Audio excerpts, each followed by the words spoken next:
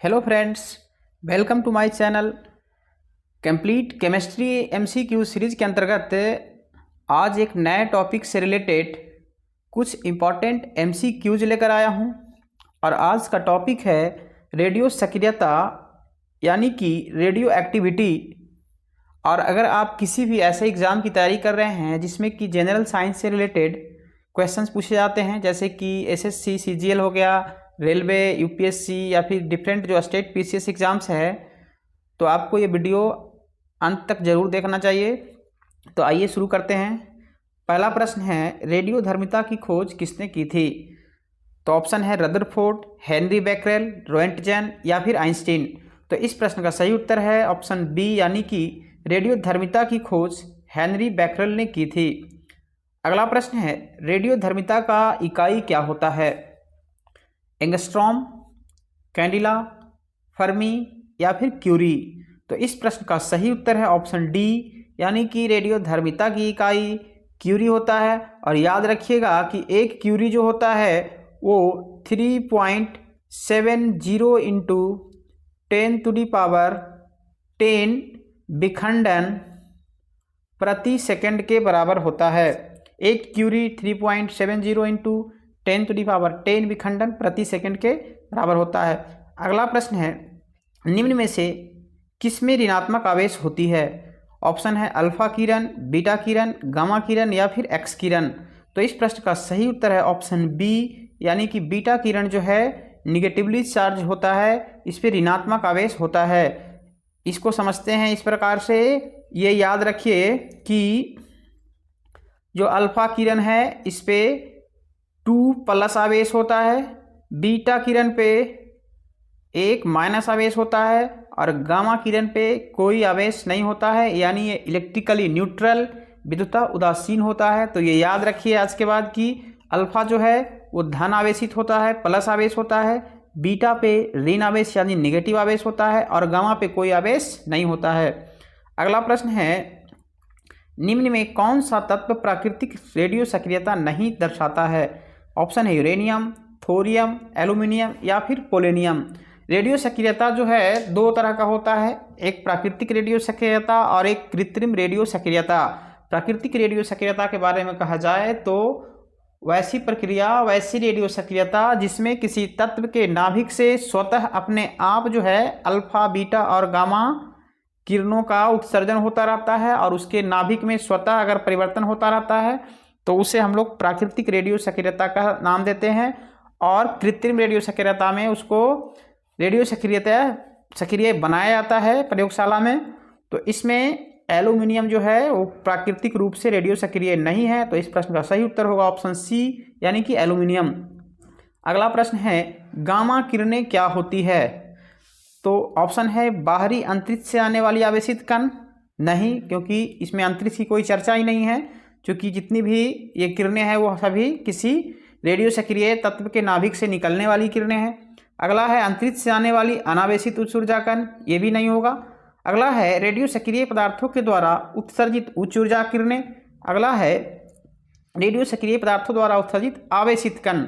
चूँकि मैं पिछले क्वेश्चंस में ये डिस्कस कर चुका हूँ कि गामा पे कोई आवेश नहीं होता है, यानी अनावेशित होता है, तो इस तरह से ये लिखा गया है आवेशित, तो ये ऑप्शन भी कैंसिल हो गया। तो इस तरह से इस प्रश्न का सही उत्तर होगा ऑप्शन सी, यानी रेडियो सक्रिय पदार्थों द्वारा उत्सर्जित उच्च ऊर्जा किरणें होती है गामा किरणें। अगला प्रश्न है, नाभिकीय विखंडन के दौरान श्रृंखला अभिक्रिया को नियंत्रित करने के लिए न्यूट्रॉनों के अवशोषण करने हेतु निम्न में से किसका प्रयोग किया जाता है? इसको इस प्रकार से समझिए कि जब कोई न्यूक्लियर रिएक्शन होता है, खासकर जब यूरेनियम का विखंडन करवाया जाता है, तो इस पे क्या किया जाता है कि एक उच्च ऊर्जा वाली यानी कि हाई वेलोसिटी न्यूट्रॉन से इस पे बम्बार्ड किया जाता है, जिसके फलस्वरूप इससे 3 न्यूट्रॉन निकलते हैं। अब ये तीनों न्यूट्रॉन जो है फिर से आगे जाकर 3 यूरेनियम नाभिक को विखंडित करेगा और इस तरह से एज सो ऑन ये अभिक्रिया लगातार चलती रहेगी जब तक कि उस दिए गए यूरेनियम में कुल नाभिक विखंडित नहीं हो जाता है। तो इस तरह से जो अभिक्रिया होती है उसको हम लोग चेन रिएक्शन बोलते हैं या श्रृंखला अभिक्रिया बोलते हैं। तो कहा जाता है कि जब नाभिकीय विखंडन होता है तो इसमें जो न्यूट्रॉन का जो तीन निकल रहा है, तो इसको हम लोग अवशोषित करने के लिए, नियंत्रित करने के लिए किसका इस्तेमाल करते हैं? तो क्या किया जाता है कि ये साइड में ना बोरॉन की छड़ लगा दी जाती है, जिसके कारण ये 2 एक्स्ट्रा न्यूट्रॉन को ये बोरॉन जो है अवशोषित कर लेता है, और बाकी ये एक न्यूट्रॉन जो है आगे शेष बच जाता है, जो आगे जाकर किसी दूसरे यूरेनियम नाभिक को विखंडित करता है, और फिर से 3 न्यूट्रॉन निकलता है। तो फिर से उस निकले 3 न्यूट्रॉन में से 2 न्यूट्रॉन को बोरॉन के द्वारा अवशोषित कर लिया जाता है, और इस तरह से ये जो अभिक्रिया है जो कंट्रोल होती है। तो इस तरह से इस प्रश्न का सही उत्तर होगा ऑप्शन ए, यानी कि बोरॉन। अगला प्रश्न है कि निम्न में से कौन एक रेडियो सक्रिय तत्व नहीं है? ऑप्शन है एस्टेडिन, फ्रांसियम, ट्राइटियम या फिर जर्कोनियम। तो इस प्रश्न का सही उत्तर है ऑप्शन डी, यानी कि जर्कोनियम जो है रेडियो सक्रिय तत्व नहीं है। अगला प्रश्न है रेडियोधर्मी पदार्थों को किससे बने बर्तन में रखा जाना चाहिए? यानी किस तत्व से, किस पदार्थ के बने पात्र में जो है रेडियो सक्रिय पदार्थों को रखा जाना चाहिए? तो ऑप्शन है सीसा, इस्पात, लोहा या फिर एल्यूमिनियम। तो इस प्रश्न का सही उत्तर है ऑप्शन ए, यानी कि सीसा। अगला प्रश्न है किसी रेडियोधर्मी पदार्थ का अर्ध जीवन काल 70 दिनों का है, तो उसी पदार्थ का 1 ग्राम कितने दिन बाद 0.25 ग्राम रह जाएगा? अब समझते हैं सबसे पहले कि अर्ध जीवन काल क्या होता है, हाफ लाइफ पीरियड। तो कहा जाता है कि अर्ध जीवन काल जो है किसी रेडियो सक्रिय तत्व के लिए वह काल होता है जिस समय में अगर वो दिया गया पदार्थ जितना है तो वो जो है डिके होकर यानी क्षय होकर आधा हो जाए, यानी 1 से आधा हो जाए। तो जितना समय लगेगा 1 से उसको आधा होने में, उसी समय को बस सिंपली समझिए कि जितना है दिया गया है उसका आधा होने में उसको जितना समय लगेगा उसी को उसका हम लोग अर्ध जीवन काल यानी कि हाफ लाइफ पीरियड कहते हैं।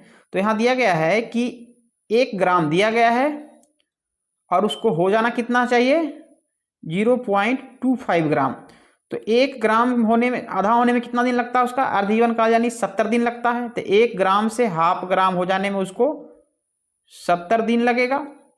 अब ये हाफ का हाफ हो जाएगा कितना 1/4 यानी कि 0.25 ग्राम। तो होने में कितना लग जाएगा 70 और 70 फिर लग जाएगा। तो ये दोनों को ऐड करेंगे तो 140 दिन लग जाएगा, यानी 140 दिन लग जाएगा। तो इस तरह से इस प्रश्न का सही उत्तर होगा ऑप्शन ए, यानी कि 140 डेज लगेगा उसका आधा हो जाने में। अगला प्रश्न है कि एक रेडियोधर्मी पदार्थ की अर्ध आयु 4 महीने है, इस पदार्थ के 3/4 भाग क्षय होने में कितना समय लगेगा? यानी दिया गया पदार्थ मान लिया कि 1 है, तो इसका 3/4 होने में कितना दिन लगेगा, यानी 3/4 होने में, यानी कि 3/4 मतलब 0.75 पार्ट जो है क्षय हो जाने में, यानी कि बचेगा कितना 0.25 बचेगा। तो 4 महीना अर्ध आयु है, तो आधा होने में उसको लगेगा 4 महीना, और आधा का आधा यानी कि 0.25 जो है होने बचने में लगेगा कितना समय 8 महीना। तो इस तरह से इस प्रश्न का सही उत्तर होगा ऑप्शन सी। अगला प्रश्न है रेडियो कार्बन काल निर्धारण किसके आयु का आकलन करने में प्रयुक्त होता है? तो ऑप्शन है मृदा, स्मारक, जीवाश्म या फिर चट्टाने। तो इस प्रश्न का सही उत्तर है ऑप्शन सी, यानी कि जीवाश्म। अगला प्रश्न है कि सबसे पहले रेडियोधर्मिता शब्द का प्रयोग किसने किया था? ऑप्शन है Henri Becquerel, Marie Curie, Rutherford या फिर डी ब्रॉगली। तो जैसा कि हम सभी जानते हैं, पहले डिस्कस कर चुके हैं कि रेडियोधर्मिता यानी रेडियो सक्रियता की खोज जो है हेनरी बैकरेल ने की थी।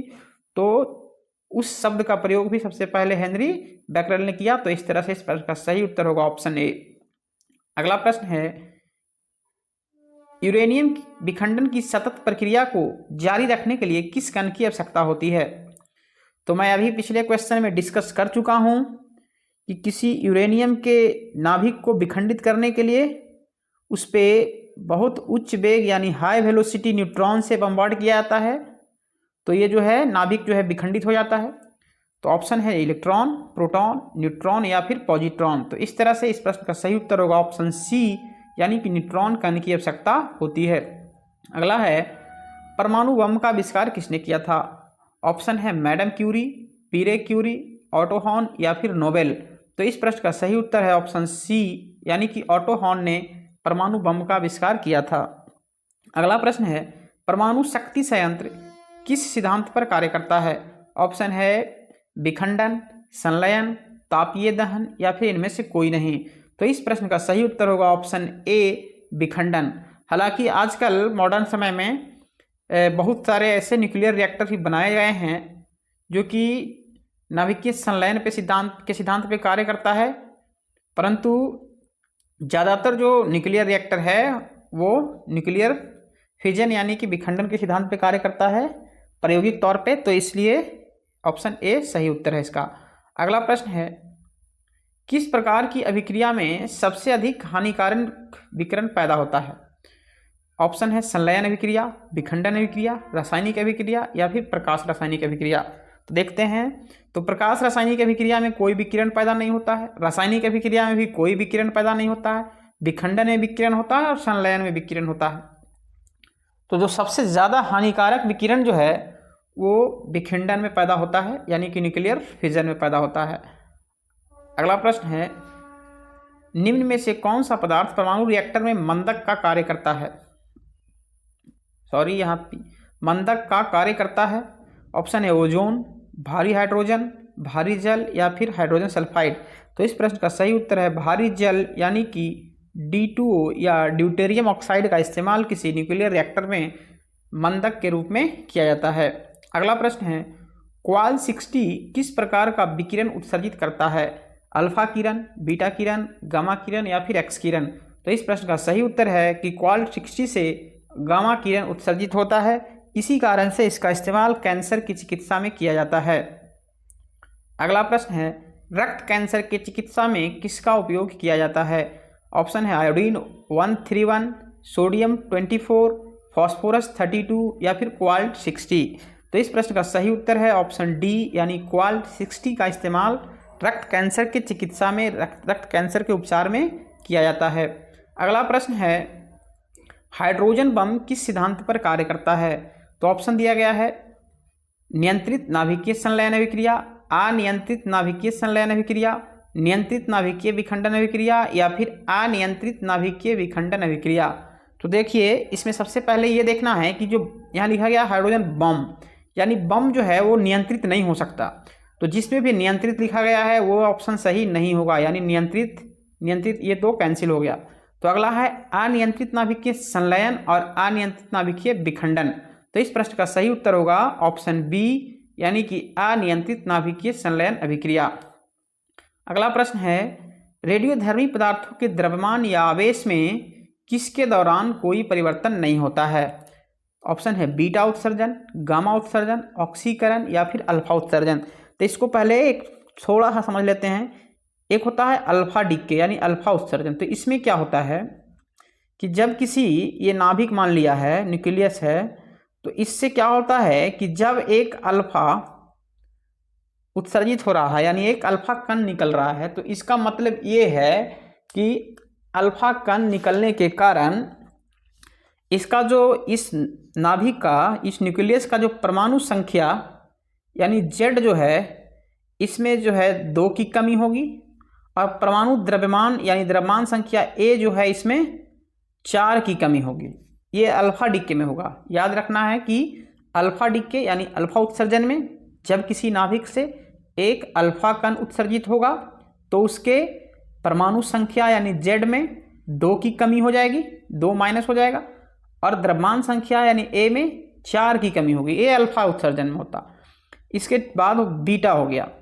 बीटा उत्सर्जन जो होता है, अगर किसी न्यूक्लियस से नाभिक से एक बीटा कण बाहर जा रहा है यानी बीटा उत्सर्जित हो रहा है, तो इस स्थिति में क्या होता है कि इसका जो नाभिक का जो पहले का द्रव्यमान है उसमें कोई परिवर्तन नहीं होता है, यानी A जो है वो अपरिवर्तित रहेगा, इसमें कोई चेंज नहीं होगा, जितना पहले था उतना बाद में भी रहेगा। लेकिन Z जो है यानी कि द्रव्यमान संख्या जो है इसमें जो है 1 की वृद्धि हो जाती है, यानी ये +1 हो जाएगा। फिर से एक बार रिवाइज करते हैं। अल्फा उत्सर्जन में द्रव्यमान संख्या में 4 की कमी, परमाणु संख्या में 2 की कमी। बीटा उत्सर्जन में द्रव्यमान संख्या में कोई परिवर्तन नहीं और परमाणु संख्या में 1 की वृद्धि हो जाती है। और जो गामा उत्सर्जन होता है, तो गामा चूंकि यह एक जो है यांत्रिक तरंग है, मैकेनिकल वेव है, लाइट है ये, तो इसमें किसी प्रकार का कोई कमी नहीं होता है।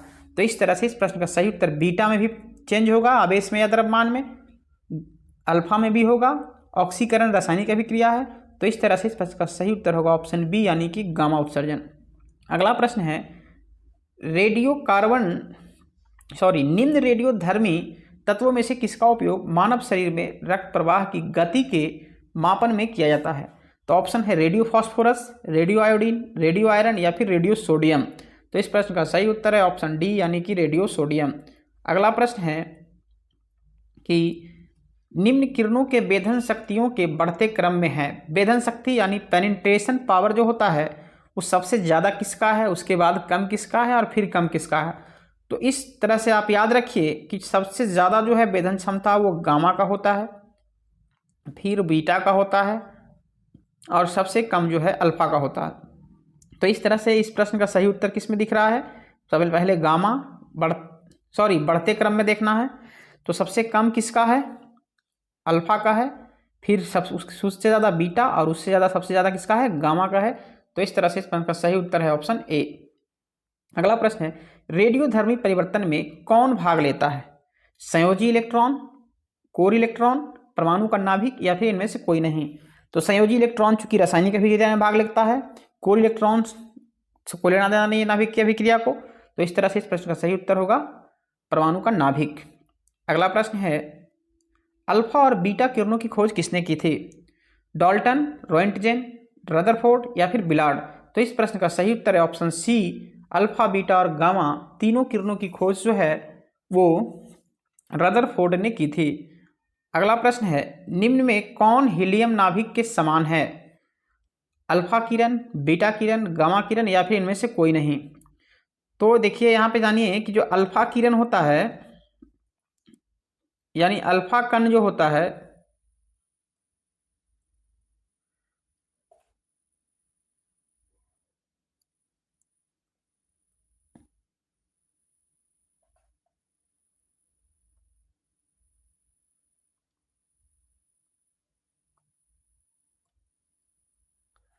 अल्फा कण पर +2 आवेश होता है यानी कि 2 प्रोटॉन, और बीटा जो है वो -1 आवेश होता है यानी 1 इलेक्ट्रॉन। तो देखिए यहाँ कहा जा रहा है हीलियम नाभिक, तो हीलियम का परमाणु संख्या होता है 2, हीलिया का परमाणु संख्या 2 यानी कि इसके अंदर 2 प्रोटॉन होता है, हीलियम के अंदर 2 प्रोटॉन होता है और अल्फा के अंदर भी 2 प्रोटॉन है। तो इस तरह से देखा जाए तो निम्न में से कौन हीलियम नाभिक के समान है? तो अल्फा किरण जो है यानी ऑप्शन ए जो है हीलियम नाभिक के समान होता है, क्योंकि अल्फा पे 2 प्लस चार्ज होता है। अगला है किसकी वेधन क्षमता सबसे अधिक होती है? तो ऑप्शन दिया गया है अल्फा किरणों की, बीटा किरणों की, गामा किरणों की या फिर एक्स किरणों की। तो इस प्रश्न का सही उत्तर है ऑप्शन सी यानी कि गामा किरणों की वेधन क्षमता सबसे अधिक होती है। अगला प्रश्न है निम्न में से किसकी आयनन क्षमता सबसे कम होती है? आयनन क्षमता, आयोनाइजेशन पावर। तो जिसकी जो है गतिज ऊर्जा सबसे कम होगी यानी संवेग सबसे कम होगा, उसका आयनन क्षमता सबसे कम होगा। और संवेग किसका कम होगा? इसका द्रव्यमान सबसे कम होगा।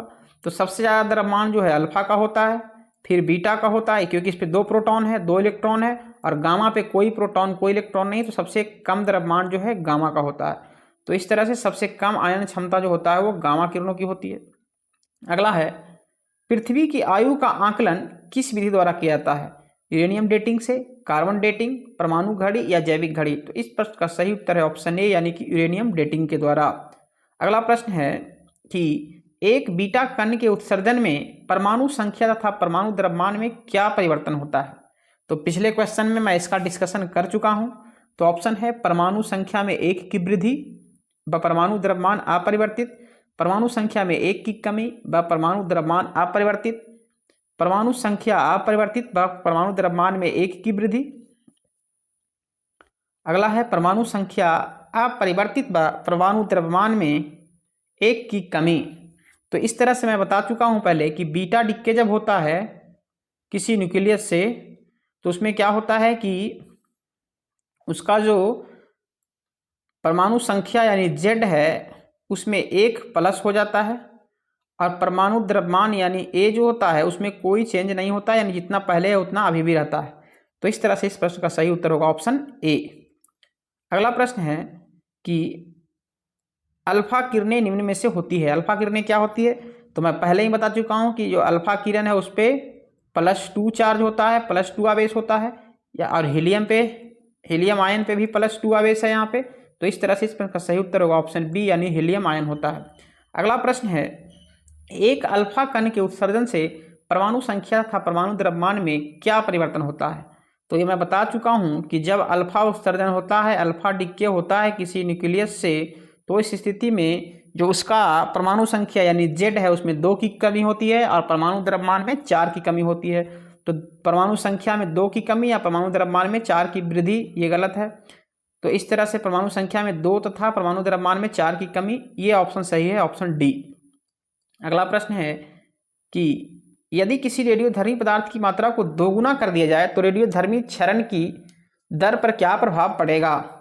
अपरिवर्तित रहेगा, आधी हो जाएगी, √2 गुना बढ़ जाएगी, या फिर 2 गुनी हो जाएगी। तो इस प्रश्न का सही उत्तर है ऑप्शन ए यानी अपरिवर्तित रहेगी।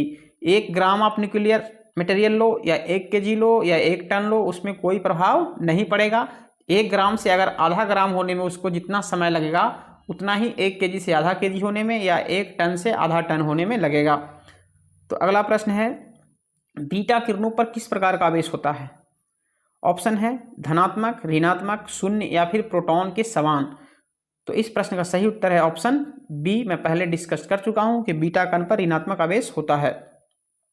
अगला प्रश्न है कि सभी रेडियो एक्टिव पदार्थ क्षय होने के बाद अंतिम रूप से किस में बदल जाते हैं।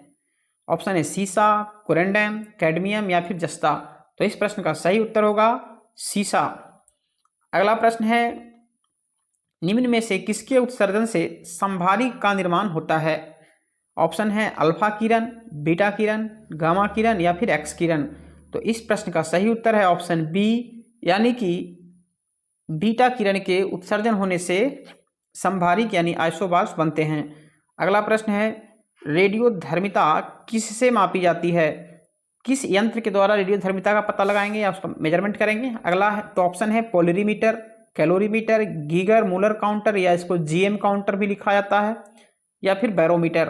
तो इस प्रश्न का सही उत्तर है ऑप्शन सी यानी कि GM काउंटर। अगला प्रश्न है, अल्फा कण में क्या होते हैं। ऑप्शन है प्रोटॉन, 2 प्रोटॉन व 2 न्यूट्रॉन, 1 प्रोटॉन व 4 इलेक्ट्रॉन, 2 प्रोटॉन व 4 न्यूट्रॉन, 1 प्रोटॉन व 1 न्यूट्रॉन। तो मैं पहले ही बता चुका हूं कि अल्फा में जो है 2+ आवेश होता है यानी 2 प्रोटॉन होता है। तो 2 प्रोटॉन वाला कौन है ऑप्शन ए है। तो इस तरह से 2 प्रोटॉन और 2 न्यूट्रॉन वाला ऑप्शन सही है। अगला प्रश्न है, गामा किरणें किससे बनी होती है। मेसॉन कण से, न्यूट्रिनो कण से, हिग्स बोसॉन कण से या फिर विद्युत चुंबकीय तरंगे। तो मैं पहले ही बता चुका हूं कि गामा जो है उस पर कोई कण नहीं होता है, वह जो है यांत्रिक तरंग है, अयांत्रिक नॉन मैकेनिकल वेव है। तो इस तरह से इस प्रश्न का सही उत्तर होगा ऑप्शन डी यानी कि विद्युत चुंबकीय तरंगे। अगला है, नागासाकी में गिराए गए बमों में कौन सा विस्फोटक प्रयोग किया गया था। हम सभी जानते हैं कि 1945 में सेकेंड वर्ल्ड वॉर के दौरान USA के द्वारा जापान की नागासाकी और हिरोशिमा पर न्यूक्लियर बम का इस्तेमाल किया गया था। तो वो जो न्यूक्लियर बम था उसमें किस रेडियो एक्टिव एलिमेंट का प्रयोग किया गया था। तो ऑप्शन है सोडियम, पोटेशियम, प्लूटोनियम या फिर यूरेनियम। तो इस प्रश्न का सही उत्तर है ऑप्शन सी यानी कि वो प्लूटोनियम बेस्ड न्यूक्लियर बम था। अगला क्वेश्चन है, परमाणु रिएक्टर का आविष्कार किसने किया था। ऑप्शन है एडवर्ड टेलर, ओपनहाइमर, बर्नर बॉन या फिर एर्निको फर्मी। तो इस प्रश्न का सही उत्तर है ऑप्शन डी यानी कि एर्निको फर्मी जो है परमाणु रिएक्टर का आविष्कार किया था। अगला प्रश्न है, इसको जरा ध्यान से पढ़िए कि नीचे एक कथन और एक कारण दिया गया है। कथन है परमाणु विखंडन में अत्यधिक ऊर्जा उत्पन्न होती है, बिल्कुल सही बात है। अगला है, वह प्रक्रिया जिसमें एक भारी नाभिक 2 हल्के नाभिकों में टूट जाता है नाभिकीय विखंडन कहलाता है। सही बात है कि जब एक बड़ा नाभिक है और ये टूट के जब दो छोटा छोटा नाभिक बन जाता है तो उसको हम लोग क्या बोलते हैं, नाभिकीय विखंडन बोलते हैं। और जब दो छोटा छोटा नाभिक जो है वो जुड़ करके एक बड़ा नाभिक बन जाता है तो उसको नाभिकीय संलयन कहते हैं। ये विखंडन और ये संलयन, तो वही लिखा गया है। अब दिखा आगे ऑप्शन है कथन और कारण दोनों सही है, तो दोनों सही है। और कारण जो है कथन की उचित व्याख्या करता है, नहीं इसमें ऊर्जा के बारे में कहा गया है और इसमें विखंडन के बारे में बताया गया है, तो व्याख्या नहीं करता है। अगला है कथन और कारण दोनों सही है लेकिन कारण जो है कथन की उचित व्याख्या नहीं करता है। अगला ऑप्शन है कथन और कारण दोनों गलत है, नहीं ये तो बिल्कुल गलत है, ये ऑप्शन सी। अगला है कथन सही है लेकिन कारण गलत है, ऑप्शन डी भी गलत है और ऑप्शन ए भी गलत है। तो इस तरह से इस प्रश्न का सही उत्तर होगा ऑप्शन बी। अगला प्रश्न है कि निम्न में से कौन सौर ऊर्जा का स्रोत है। सौर ऊर्जा यानी सोलर एनर्जी, सौर ऊर्जा किसको बोलते हैं, जो ऊर्जा हमें सन से प्राप्त होता है यानी सूर्य से। और सन जो है एक स्टार है, और स्टार के अंदर में किस तरह की अभिक्रिया होती है, तो स्टार के अंदर में नाभिकीय संलयन अभिक्रिया होती है, जिसमें क्या होता है कि दो छोटे छोटे नाभिक जुड़कर एक बड़े नाभिक का निर्माण करते हैं।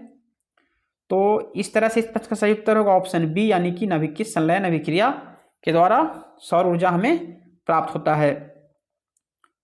अगला प्रश्न है, इसमें लिखा गया है कि सूची 1 को सूची 2 से सुमेलित कीजिए तथा नीचे दिए गए सूचियों के कूट का प्रयोग कर सही उत्तर दीजिए। सूची 1 है का ए है यूरेनियम समस्थानिक, क्वार्ट्ज समस्थानिक, आयोडीन समस्थानिक और रेडियम समस्थानिक। इधर है कैंसर का उपचार, गलकंड उपचार, द्वितीयक कैंसर उपचार और नाभिकीय ईंधन। तो देखते हैं हम सबसे पहले ए की बात करते हैं। ए में क्या है, यूरेनियम समस्थानिक। तो यूरेनियम समस्थानिक का इस्तेमाल जो है न्यूक्लियर रिएक्टर में किया जाता है ईंधन के रूप में, तो इस तरह से इसका 4 होगा। फिर बी में है क्वार्ट्ज समस्थानिक, हम पीछे की क्वेश्चंस में डिस्कस कर चुके हैं कि उसका इस्तेमाल कैंसर का उपचार के लिए किया जाता है क्योंकि एक गामा रेडिएशन निकलता है इससे, तो बी का 1। अगला है आयोडीन समस्थानिक। आयोडीन जो है गलकंड का उपचार के लिए इस्तेमाल किया जाता है। गलकंड जिसको कि हम लोग, तो ये थायराइड ग्रंथि से संबंधित बीमारी होता है जिसमें गला जो है फूल जाता है, तो इस तरह से इसका क्या है सी का 2। और अब डी बच गया, तो डी का क्या होगा 3। तो देखिए इसमें से ऑप्शन में कूट में देखते हैं कि 4 1 2 3 किस में है, 4 1 2 3 ऑप्शन सी में है। तो इस तरह से इस प्रश्न का सही उत्तर होगा ऑप्शन सी। अगला प्रश्न है, रेडियोधर्मी तत्व किसका उत्सर्जन करते हैं। परावैंगनी किरणों का, अल्फा बीटा गामा की विकिरण, रेडियो तरंगे और अवरक्त तरंगे। तो इस प्रश्न का सही उत्तर है कि अल्फा बीटा और गामा विकिरण जो है रेडियोधर्मी तत्व के नाभिक से निकलता है। तो ये था इस सेशन का लास्ट अंतिम प्रश्न। आशा करता हूँ आप सभी को ये सेशन पसंद आया होगा। तो हमारे इस वीडियो को लाइक शेयर करें और हमारे इस चैनल को कृपया सब्सक्राइब करें, और ऐसे ही वीडियो आपको मिलता रहेगा। धन्यवाद।